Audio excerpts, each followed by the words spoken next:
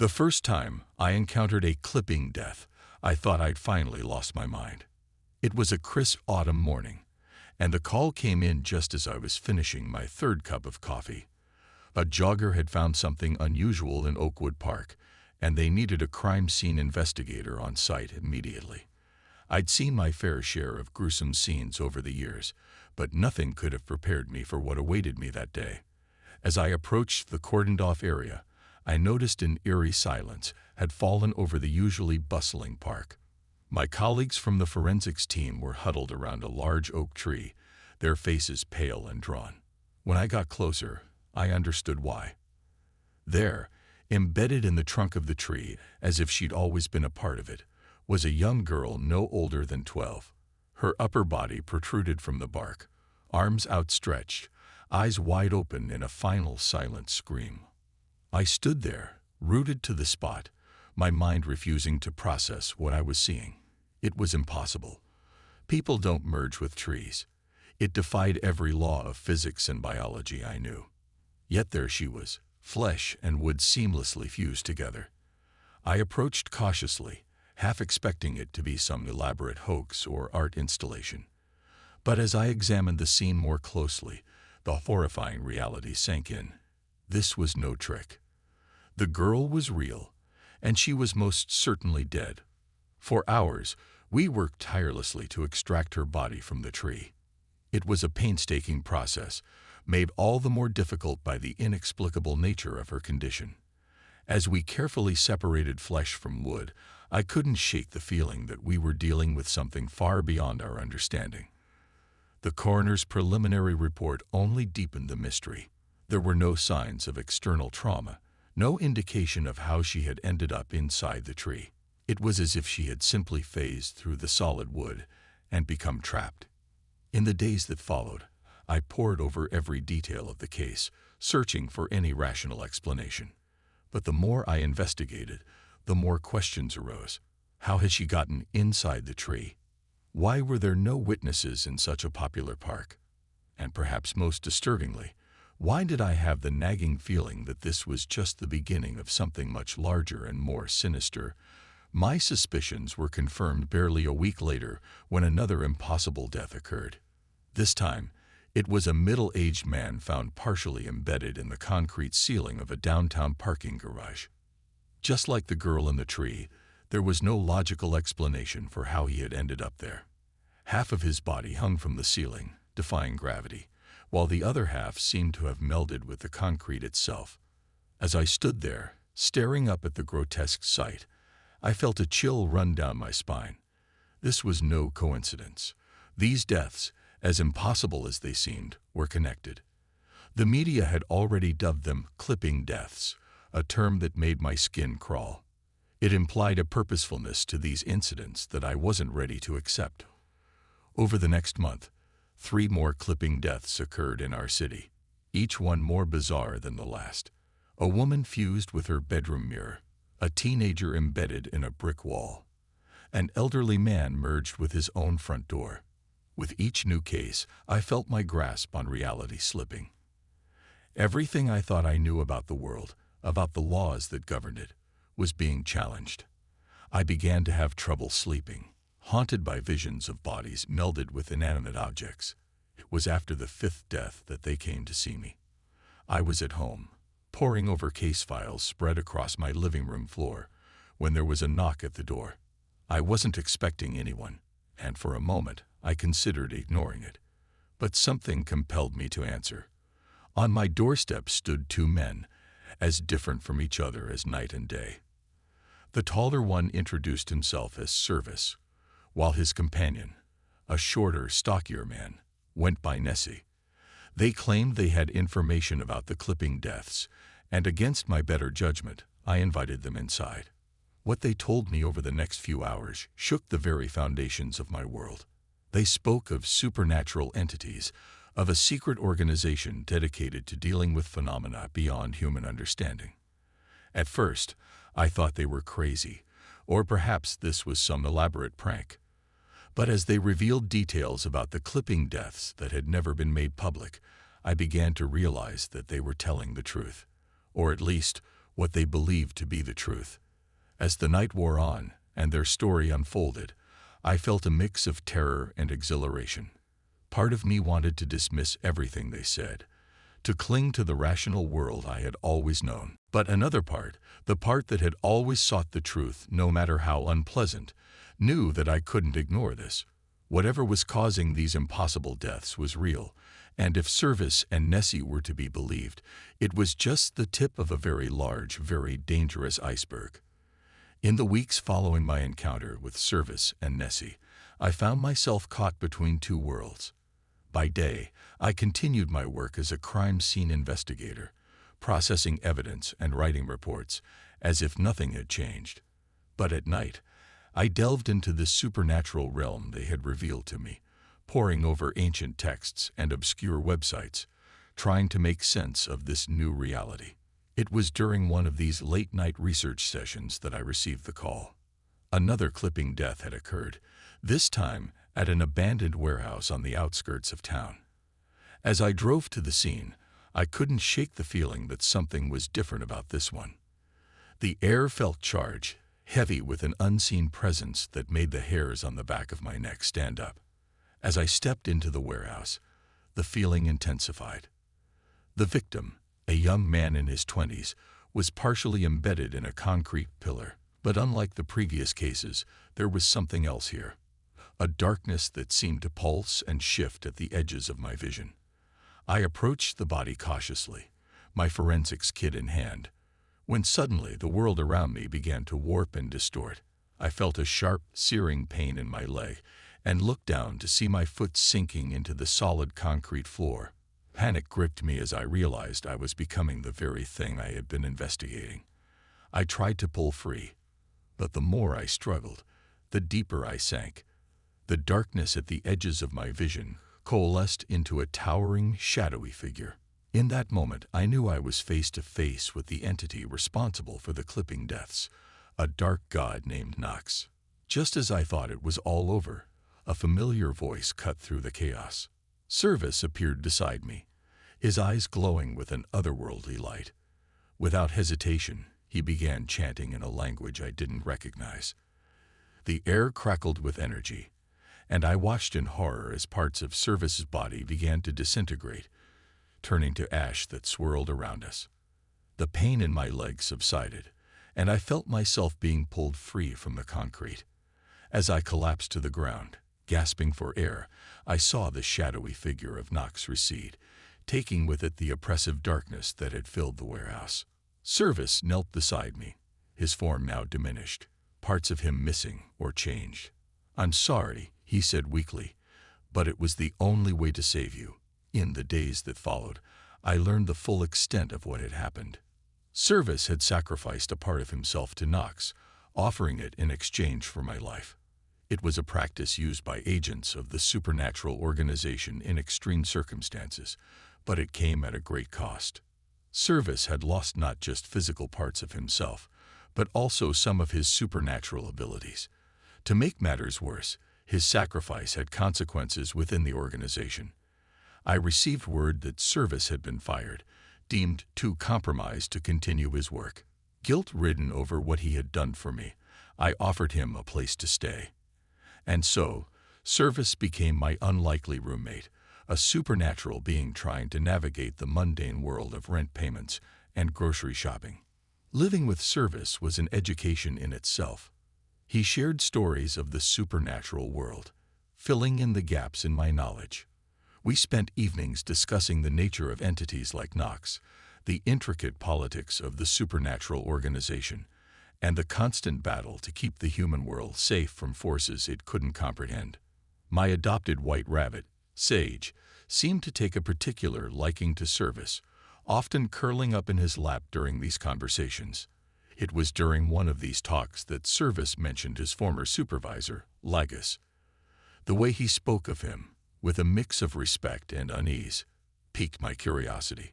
Service described Lagus as a rabbit-like humanoid, small in stature, but immensely powerful and influential within the organization.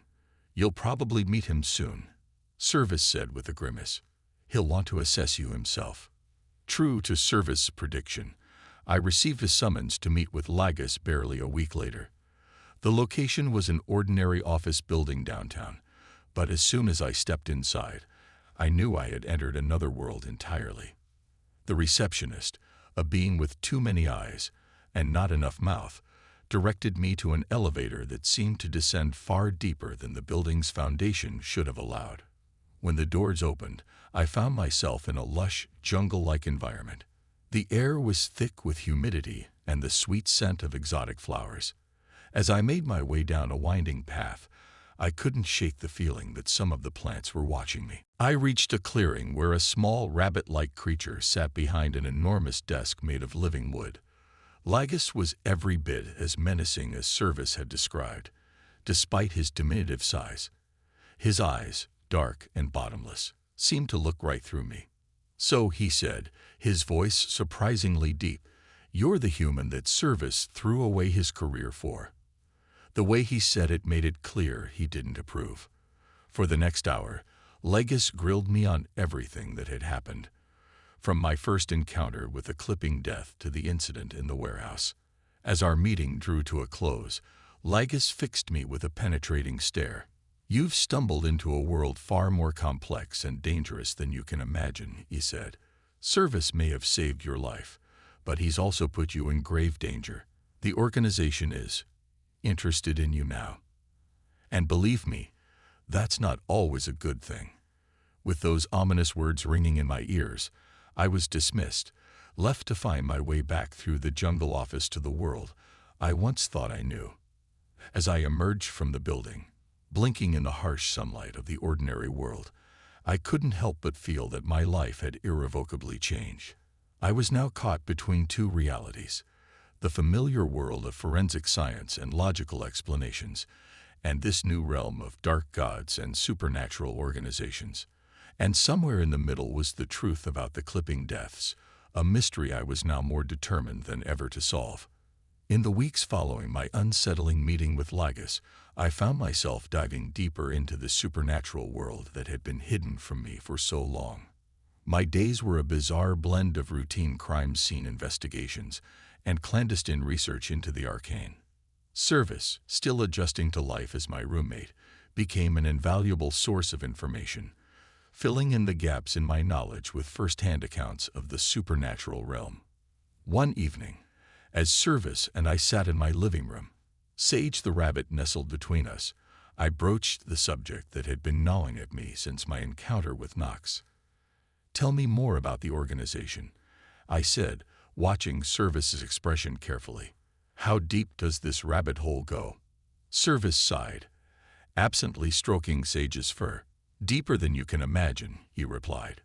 "The organization has existed for centuries, operating in the shadows to maintain the balance between the supernatural and human worlds. We deal with everything from minor poltergeists to elder gods like Knox." As Service spoke, I felt a chill run down my spine. The more I learned about this secret world, the more I realized how precarious our everyday existence truly was. "But how do you decide what to intervene in?" I asked. "Surely you can't stop every supernatural occurrence." Service's expression darkened. "That's where things get complicated," he said. "The organization has its own set of rules and ethics, and they don't always align with human morality. Sometimes decisions are made that might seem cruel or unfair from an outsider's perspective." Over the next few days, Service shared more details about the organization's practices. I learned about their system of classifying supernatural entities, their protocols for containing breaches between worlds, and their methods for recruiting both human and non-human agents. But it was when he mentioned their policy on executing supernatural beings without trial that I felt my blood run cold. "Wait," I interrupted. "You mean to tell me that the organization just eliminates entities they deem dangerous, without any due process?" Service nodded grimly. "It's one of the reasons I was growing disillusioned before the incident that got me fired. The organization argues that many of these beings can't be held accountable to human laws, that they operate on entirely different moral frameworks. But still, it never sat right with me. This revelation left me grappling with a moral dilemma. On one hand, I could understand the need for swift action when dealing with threats beyond human comprehension. But the idea of an organization operating above the law, making life and death decisions without oversight, deeply troubled me. As I delved deeper into my research, I became increasingly fascinated with Nox, the dark god responsible for the clipping deaths. Service had explained that Nox was an entity of immense power, existing beyond human understanding. Trying to comprehend Nox's motivations is like an ant trying to understand quantum physics, he'd said. But I couldn't shake the feeling that there had to be some logic, some pattern to the killings. I spent nights poring over the details of each clipping death, looking for connections. The victims seemed random, different ages, genders, backgrounds. The locations varied widely, but there had to be something I was missing.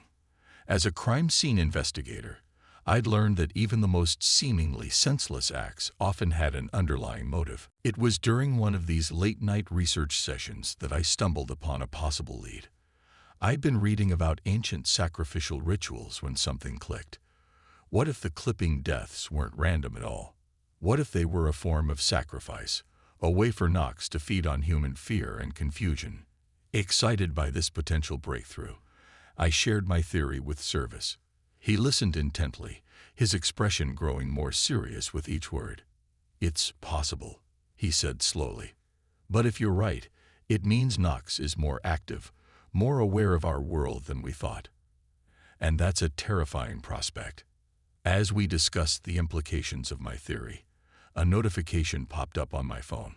It was an email from an unknown sender, the subject line simply reading "job offer." My heart raced as I opened it, somehow knowing that this was no ordinary employment opportunity. The email was brief and cryptic, inviting me to a meeting to discuss a position within the supernatural organization. As I read it aloud to Service, I saw a mix of emotions play across his face: concern, pride, and a hint of fear. "They're interested in you," he said, his voice a mix of awe and worry. "This is unprecedented. They don't usually recruit humans who stumble into our world. They must see something special in you." As the reality of the situation sank in, I felt a whirlwind of emotions. Part of me was thrilled at the prospect of delving deeper into this hidden world, of using my skills to unravel supernatural mysteries. But another part recoiled at the thought of aligning myself with an organization whose practices I found morally questionable. What should I do? I asked Service, feeling suddenly overwhelmed by the weight of the decision before me. Service was quiet for a long moment, his gaze distant. Finally, he turned to me, his eyes filled with a mixture of resolve and resignation. "You need to go," he said softly. "This might be your only chance to truly understand what's happening, to maybe even make a difference from the inside." As I sat there, the email glowing on my phone screen, I knew I was at a crossroads. Accepting this offer would mean leaving behind the world I knew, diving headfirst into a realm of dark gods, supernatural politics, and moral ambiguity. But refusing meant turning my back on the truth, on the chance to potentially save lives. With a deep breath, I hit reply, accepting the meeting invitation. As I did, I couldn't shake the feeling that I was stepping onto a path from which there was no return. Whatever lay ahead, I knew my life would never be the same. The world of crime scene investigation suddenly seemed quaint compared to the vast, unknowable realm I was about to enter. The day of my meeting with this supernatural organization arrived with an air of foreboding. As I prepared to leave, Service caught my arm, his eyes filled with concern. "Remember," he said, his voice low and urgent, "no matter what they offer you, no matter what you see, don't lose sight of who you are." I nodded, grateful for his support, and stepped out into a world that suddenly felt alien and dangerous. The meeting took place in a nondescript office building downtown, but as soon as I stepped inside, I knew I had crossed a threshold into another realm. The receptionist, a being with too many eyes and limbs that moved in impossible ways, directed me to an elevator. As the doors closed, I felt a sudden shift, as if the elevator was moving sideways rather than up or down. When the doors opened, I found myself in a vast, cavernous space that couldn't possibly fit inside the building I'd entered. Beings of all shapes and sizes moved about, some looking almost human, others defying description. At the center of it all stood Ligus, the rabbit-like supervisor I'd met before. His dark eyes fixed on me, and I felt a chill run down my spine. "Welcome," Ligus said, his voice echoing unnaturally in the space. "We've been watching you closely since your encounter with Nox. Your ability to survive that encounter, coupled with your investigative skills, has piqued our interest." He gestured for me to follow him, leading me through a maze of corridors that seemed to shift and change as we walked. Ligus explained the nature of the job they were offering me. "We need someone with your unique perspective," he said, "someone who can bridge the gap between the human world and ours. Your role would be to investigate supernatural incidents, much like you've been doing with the clipping deaths, but with the full resources of our organization at your disposal." The offer was tempting, I had to admit. The chance to delve deeper into this hidden world, to potentially save lives and uncover truths beyond human comprehension. But I couldn't shake the unease I felt about some of the organization's practices. "And what about the executions?" I asked, my voice steady despite my racing heart. "The beings you eliminate without trial." Ligus's eyes narrowed, and for a moment, I feared I'd overstepped. But then he let out a short, harsh laugh. "You're direct. Good. We need that." He paused, considering his words carefully. "Those decisions are never made lightly. Sometimes, for the greater good, hard choices must be made. But perhaps having someone like you involved could bring a new perspective to those decisions." As Ligus continued to outline the role, my mind was racing. I knew that accepting this position would irrevocably change my life. I'd be stepping into a world of danger and moral ambiguity, where the lines between right and wrong were often blurred. But I also knew that this might be my only chance to truly understand what was happening, to possibly make a difference. Just as I was about to give Ligus my answer, a commotion erupted in the main hall. Alarms blared, and I saw beings of all kinds rushing about in a panic. Ligus's ears twitched, and his expression turned grave.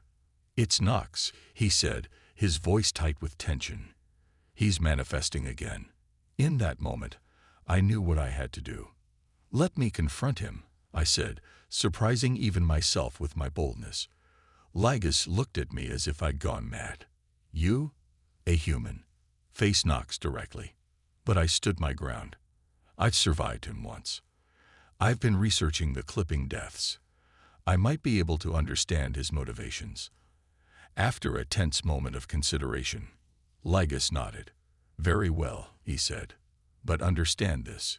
If you fail, if Nox claims you, we cannot intervene. You will be on your own." I swallowed hard but nodded my agreement. This was my chance to face the entity that had been haunting my nightmares, to potentially put an end to the senseless deaths. The ritual to confront Nox was unlike anything I'd ever experienced. I was led to a circular chamber, its walls covered in shifting, eldritch symbols. As I stood in the center, beings of various species began chanting in languages I couldn't comprehend. The air grew thick and heavy, and I felt a presence, vast and ancient, begin to materialize around me. And then, suddenly, I was elsewhere. The chamber had disappeared, replaced by an endless void filled with swirling darkness. And there, before me, was Nox. Trying to describe Nox is like trying to describe a color you've never seen. It was darkness given form, a being of such immense power and alien nature that my mind struggled to comprehend it.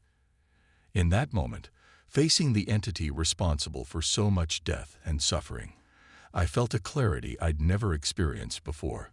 All my research, all my theories, crystallized into a single understanding. "I know why you're doing this," I said, my voice somehow carrying through the void. "The clipping deaths, the fear, the confusion. You're doing it because you can." The darkness shifted, and I felt a sense of surprise, amusement. It was hard to tell. But I pressed on. You're a God beyond our understanding. Our lives, our deaths, they're inconsequential to you. You're not evil, not in the way we understand it. You're simply acting according to your nature. As I spoke, I felt the oppressive presence of Knox begin to recede. Whether my words had truly affected the dark god, or it had simply grown bored with our interaction, I couldn't say. But gradually, the void began to fade, and I found myself back in the ritual chamber, surrounded by astonished faces. Lagus approached me, his expression a mix of awe and disbelief. You did it, he said. Knox has retreated. The clipping deaths, they've stopped. As the reality of what had just happened sank in, I felt a wave of exhaustion wash over me. I had faced a god and survived. More than that, I had understood it, if only for a brief moment. In the days that followed, as the supernatural organization debriefed me and tried to make sense of what had happened, I came to a decision. I would accept their job offer, but on my own terms. I would be a bridge between worlds, using my human perspective and my newfound understanding of the supernatural to make a difference. As I settled into my new role, I couldn't help but reflect on how much my life had changed. From a simple crime scene investigator to someone who had faced down a dark god, I had been transformed. The world was a far stranger and more dangerous place than I had ever imagined, but it was also filled with wonders beyond comprehension. And so, with Service by my side as a trusted advisor and friend, and Sage our rabbit as a reminder of the simple joys of life, I stepped fully into this new world. There would be challenges ahead, moral dilemmas to navigate, and dangers beyond imagining. But I was ready. After all, I had looked into the face of a god and lived to tell the tale.